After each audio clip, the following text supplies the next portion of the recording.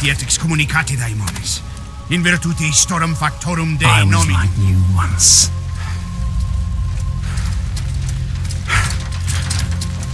But your God showed me another path.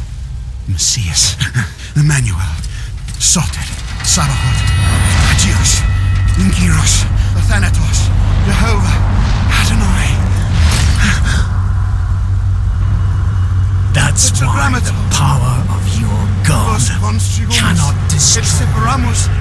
Because I am his chosen one.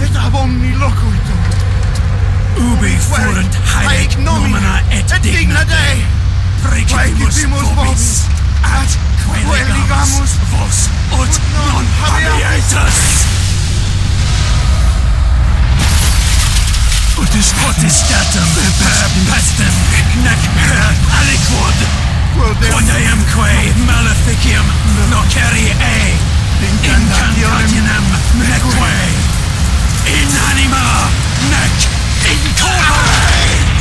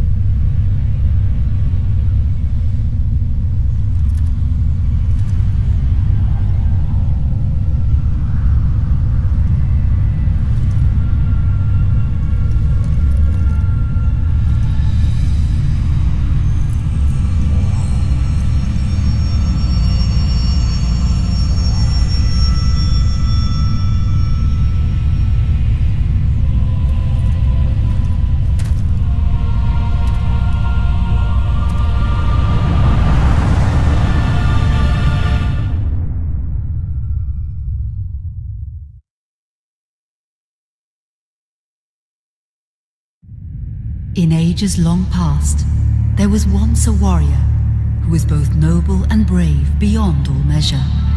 His deeds of heroism and skill in combat were legend. His name was whispered within the hallowed halls of men for countless generations. Yet now his name is lost. Lost in the mists of time forever. It is said that destiny delights in the misfortunes of men, and so it proved true for Gabriel Belmont. For even after defeating the Lords of Shadow and ending their reign of terror, his soul was consumed by the very darkness that he sought to destroy.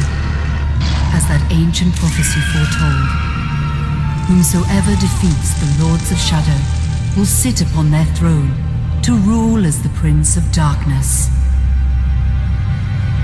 But before fate had played its hand, and unknown to Gabriel, his beloved wife Marie conceived a son by him.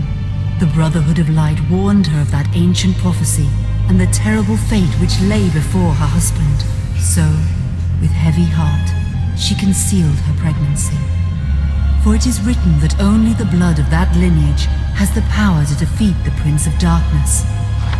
Thus, when newly born, the child Trevor was hidden from his father and raised a holy warrior of the Brotherhood in secret, so that one day he would be ready to stand against his own blood, as foretold. That day would come, some 25 years later, for what had once been Gabriel Belmont was now a powerful vampire known as Dracula, the Dragon.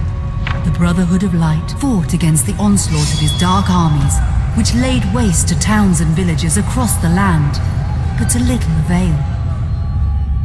Trevor was now fully grown to manhood, and the truth of his origin and destiny of the Belmont clan was finally revealed to him. So he set out to confront his father and end his family's shame forever.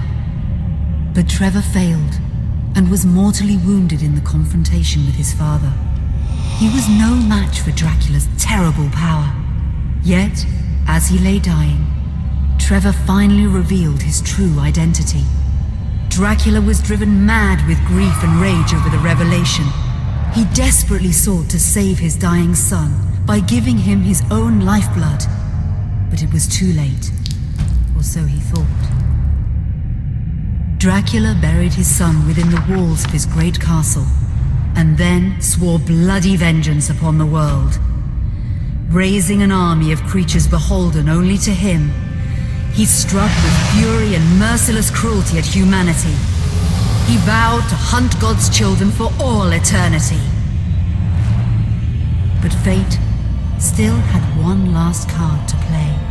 Dracula's blood had power, and that power now coursed through the veins of his dead son, slowly reviving him over many years, until one night he emerged once more into the world, not as a man, but as a creature like his father. What had once been Trevor Belmont was now gone forever. He was now a vampire like his father. Though he swore that he would not be like him, he would take the name Alucard. He would be a force for good, opposing his father's capacity for evil. In that very moment, Alucard swore to destroy Dracula. But fate had something else in mind. Meanwhile, Trevor's own son grew into a fearsome warrior with a reputation that far exceeded even that of his illustrious father. Simon Belmont knew little of his own lineage, nor his importance in the events to come. All he knew was that his mother had died at the hands of Dracula's minions when he was but an infant, and his father had been killed in single combat with Dracula. Found and raised by the people of White Mountains, Simon had but one purpose in life: to destroy Dracula for the murder of his parents. After years of training in the arts of war, Simon set off for Dracula's castle and a date with destiny. Once in the castle, Simon met Alucard, and knowing little of the true identity of his companion, joined forces with him. Blood bound them together, and fate took a hand once again, as finally they met their dreaded foe in mortal combat. Simon defeated Dracula with his whip, and yet Alucard sensed that all was not as it should be.